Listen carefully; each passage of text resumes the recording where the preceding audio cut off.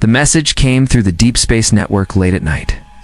It was short, desperate, and clear. A human colony on the planet Viridian needed help. The colony had sent a distress signal after weeks of constant attacks from a massive invading force. Their defenses were failing and their people were trapped. Queen Caroline had led them through the first waves, but now even her courage could not hold the line. The message reached Earth, and the Council of Deathworlders gathered immediately. Captain Ryan stood at the head of the table. His face was calm, but his eyes were sharp. He had trained for this moment his entire life. Every Deathworlder knew what was expected of them. They did not negotiate. They did not surrender. They struck and survived where others would fall. Lieutenant Claire checked the squad manifest. All the best warriors were ready, selected for their skill, endurance, and willingness to face certain death. The Council knew the danger. Viridian was not like other colonies. Its landscape was rough, full of jagged mountains and deep canyons. The invaders had already captured key points, and the survivors were hiding in the remnants of their city. Supplies were low, and time was short. The Deathworlders would have to act fast and act smart. They did not think of mercy. They thought of victory. Ryan turned to his squad. Jake, Emily, Alex, and Sophie, all hardened warriors, nodded in understanding. They had trained in the harshest conditions on Earth. They had walked through fire, survived storms, and fought creatures no one else could. Their ships were loaded, weapons checked, and every plan memorized. They would arrive silently, strike hard, and take no prisoners. Queen Caroline had sent additional instructions with the distress call. She had seen what her people could endure, but she had never faced this level of threat. Her voice carried strength even in the recordings. She instructed the Deathworlders to locate her and the remaining soldiers quickly, to avoid civilian casualties, and to destroy the enemy before they could regroup. She trusted them completely. She had no other choice. The fleet launched from Earth. The engines roared as the ships left orbit, cutting through the darkness of space. Inside the lead ship, Ryan stared at the screens showing Viridian's surface. Smoke rose from the attacked city, and fires spread across the plains. The squad remained silent, each lost in thought, preparing for the fight to come. There was no fear in their eyes, only focus and resolve. As they approached Viridian, scouts detected enemy patrols. They were numerous and heavily armed. The Deathworlders adjusted their approach. Using the planet's terrain, they planned an ambush. Speed and precision would be their allies. The squad discussed entry points, supply lines, and enemy weaknesses. Everything had to be perfect. A single mistake could cost them the mission and the lives of Queen Caroline's people. Finally, the landing zone appeared. Jagged cliffs surrounded the valley where the colony hid. Ryan gave the command. The ships descended quietly, landing on hidden patches of rock. The squad disembarked, weapons ready. The air was tense but calm. The Deathworlders moved like shadows, unseen and unstoppable. They knew this was only the beginning. The first strike would set the tone for everything to come. As they advanced, a distant explosion shook the ground.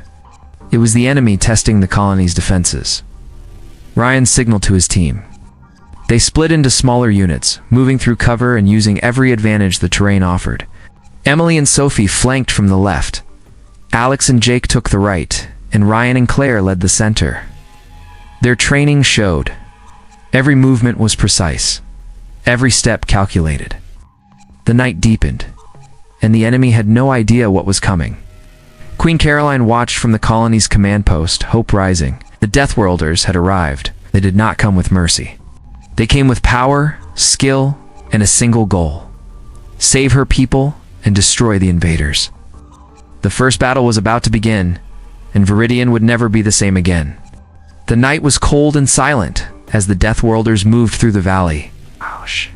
Jagged rocks and crumbling buildings offered cover. The squad split into smaller teams, scanning for enemy patrols. Jake and Alex crept along the right flank, spotting a small group of enemy soldiers guarding a supply cache. They signaled to Ryan, and the team prepared a quick strike. Emily and Sophie advanced on the left, silent and precise. They used the shadows to get close, eliminating sentries with swift, clean moves. The enemy did not hear them until it was too late. Ryan and Claire led the center, moving toward the city ruins where Queen Caroline waited. They encountered enemy scouts, but took them down efficiently, leaving no trace of their approach. Queen Caroline watched the battle unfold from the command post. She directed her remaining forces to support the Deathworlders, every move coordinated. The soldiers regained hope, inspired by the skill and fearlessness of Ryan and his team. Explosions echoed through the valley as the first enemy outposts were destroyed. The invaders began to panic, realizing a force far stronger than expected had arrived. Ryan signaled for a regroup. The Deathworlders moved swiftly, taking prisoners only when necessary for intelligence.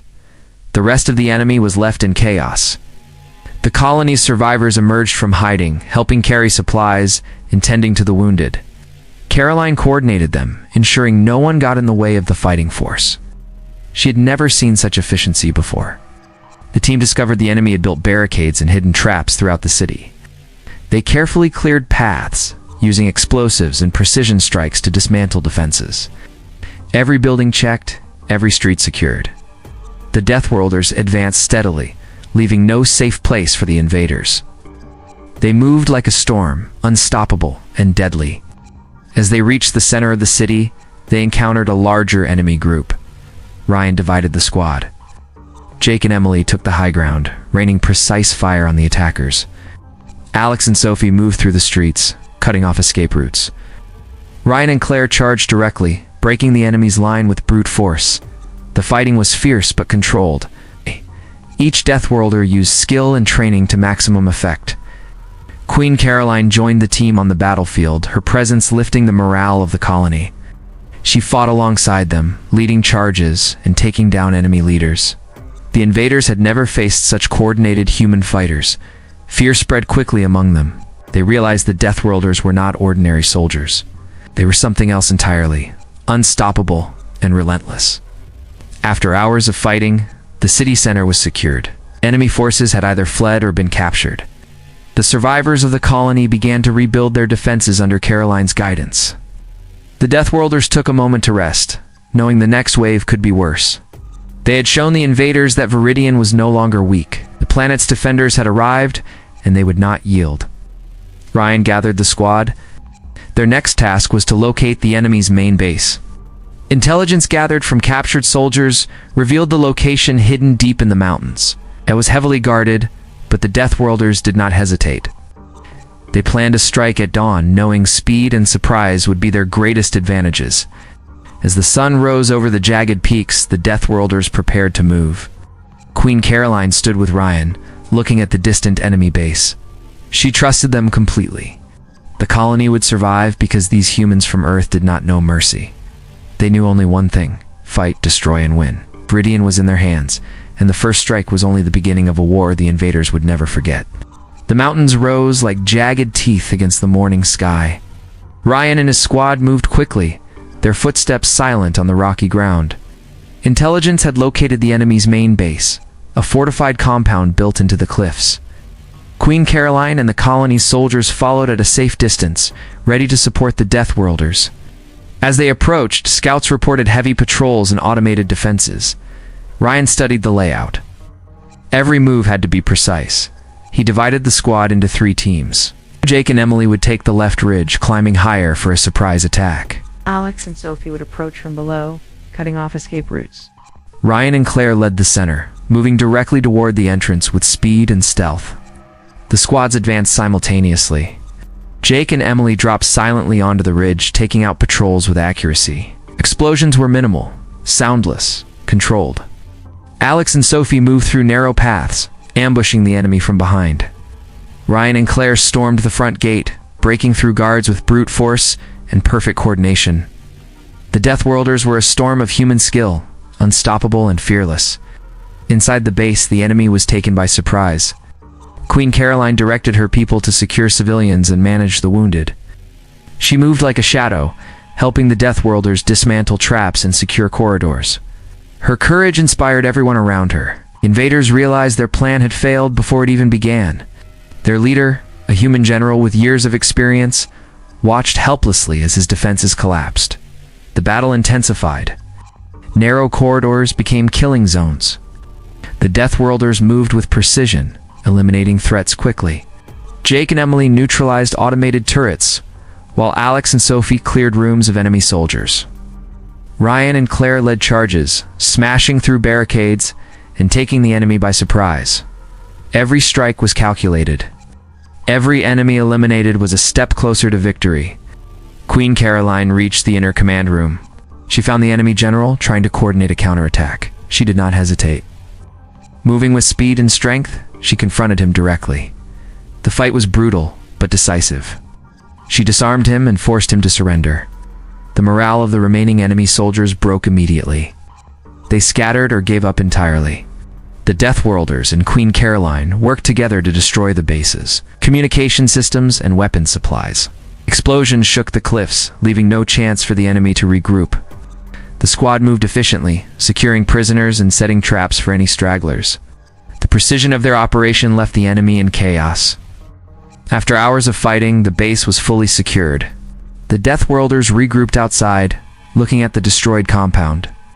The enemy had been crushed, and the colony was finally safe. Queen Caroline thanked Ryan and his team, her eyes reflecting relief and admiration. The survivors began to rebuild, inspired by the bravery and skill of the Deathworlders. Ryan gathered his squad. They would not stay long. More threats could appear, and they had to report back to Earth. The mission was a success, but they knew the galaxy held many dangers. They moved with speed, leaving behind only the signs of their victory. Queen Caroline's people would recover stronger and prepared, guided by her leadership and the example of Earth's Deathworlders. The sun set over the mountains, painting the valley with fire and shadow. Ryan looked at his squad, silent but determined.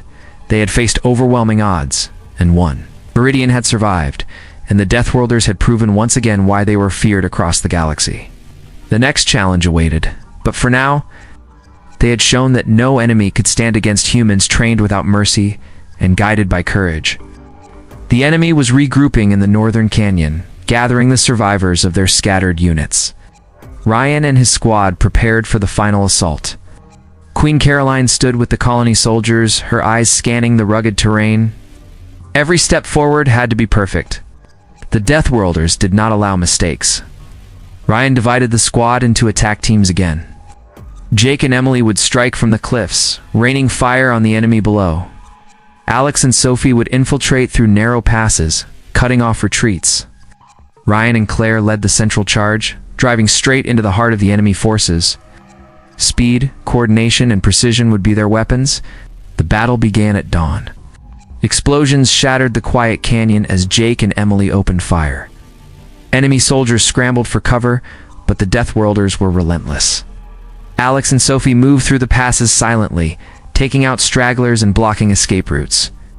Ryan and Claire charged forward, breaking enemy lines with brutal efficiency. Every move was calculated, every strike lethal. Queen Caroline moved with the squad, her presence pushing the colony soldiers to fight harder. She led charges against barricades, helping civilians escape danger zones.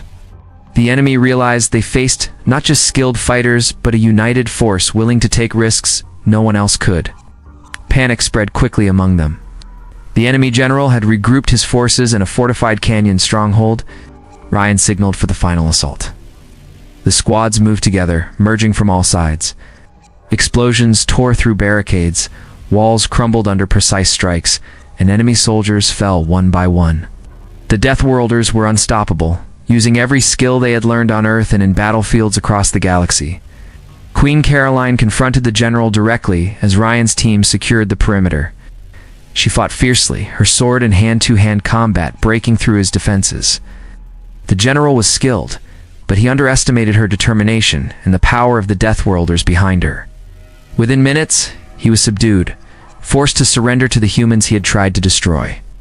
The battle ended with the enemy completely defeated. The Deathworlders had destroyed their weapons, communication systems, and strongholds. The colony was free. Survivors poured into the streets, cheering their rescuers. The sight of Ryan, Claire, Jake, Emily, Alex, Sophie, and Queen Caroline among the rubble filled everyone with hope and relief. The invaders had no chance against such coordination, skill, and courage. After the fighting, the Deathworlders regrouped and checked their casualties. Surprisingly few were lost considering the scale of the battle. Queen Carolyn helped tend to the wounded, praising the team for their bravery and leadership. She knew the colony owed its survival entirely to these warriors from Earth. Ryan addressed his squad. The mission was complete, but they remained vigilant. Viridian was safe for now, but the galaxy held many threats. They would return to Earth soon, leaving behind a stronger colony and a powerful warning for anyone who dared attack humans again. The Deathworlders had proven once more that they did not fight for mercy, only for victory. As the sun set over the canyon, the valley was silent except for the rebuilding efforts. Queen Caroline stood atop a ridge, looking at the surviving soldiers and civilians. She knew that the courage and skill of the Deathworlders would inspire her people for generations. Viridian had survived, and the legend of Earth's Deathworlders had grown stronger. They were a force none would ever forget, a storm of human power and precision that left no enemy standing. The battle was over. Viridian's valley was quiet, filled with the sounds of rebuilding and relief. Queen Caroline walked among her people, helping organize the survivors and distribute supplies. She had survived the impossible with the help of Earth's Deathworlders, and her people looked at her with renewed hope and trust. Ryan and his squad moved through the city, checking for any remaining threats. Jake and Emily inspected the rubble, ensuring no hidden traps remained. Alex and Sophie helped evacuate wounded civilians to safer areas. Claire coordinated with the colony soldiers, planning how to rebuild defenses and train survivors for future threats. The Deathworlders worked efficiently, leaving no room for mistakes. As the day progressed, the squad gathered with Queen Caroline on a hill overlooking the city. The fires of battle were still visible, smoke rising from destroyed enemy fortifications. Ryan spoke to the colony, explaining that Earth's Deathworlders were not merciful, but they were precise and unstoppable. Anyone who threatened humans again would face the same fate.